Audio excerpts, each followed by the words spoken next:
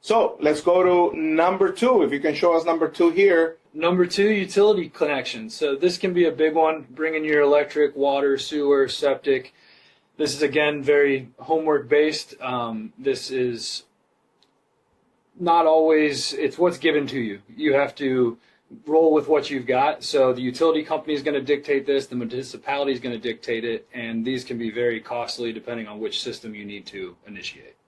So let's talk about it. So when it comes to, there's 3 things you mentioned. Electricity. Obviously, you cannot build if you don't have power, right? So unless you build a windmill on the house or something, but if not, you have to have the power. But when it comes to water, for example, if you don't have water, could you know for sure at the beginning whether you're going to have to bring the water or they allow you to have well? Yes, and that's all through due diligence. So you've got to ask the right questions, get to the right people to determine, are we allowed to put a well on this property? Are we going to have to extend the water main? Are we going to have to tie into the existing lines there? Or is it something that we can do on site as our own with our own well? Okay.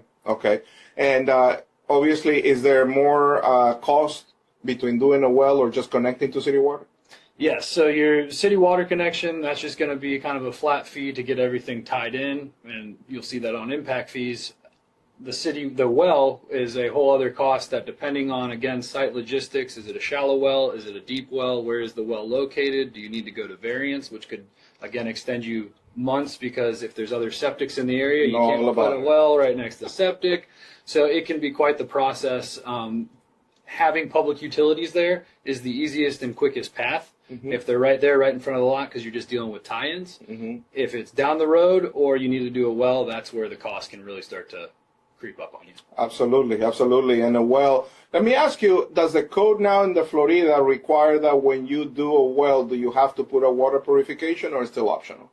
I believe you have to put it on. I know you have to get testing once it's done to improve the quality of the water. I believe they are dictating some sort of softener system, but even if they're not on a custom home, we'd highly recommend that, just because we've had, you're doing a big, beautiful house. You don't want that water that's less than ideal coming into your home. You don't want the queen of the home complaining that she cannot wash her hair, right? Exactly. That would destroy basically the whole experience. We cannot have that.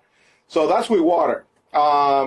And also, very interesting that we see, for example, in some of the lots, that water is not only whether you connect or if you can put well, but also in relationship to how close you are to the neighbor's wells and septics, correct? Correct, yep. There's setbacks because your well side is going to be your supplies, your septic's kind of your drains and everything leaving the house, and they don't want those two systems too close to each other, and they don't want your system too close to a neighboring system, worrying about cross-contamination. Correct. And the funny thing is sometimes you find that after the fact because, unless the surveyor put not only what your property features, but also the neighbors, it's sometimes hard to say. So you got to make sure that your builder has those costs as well.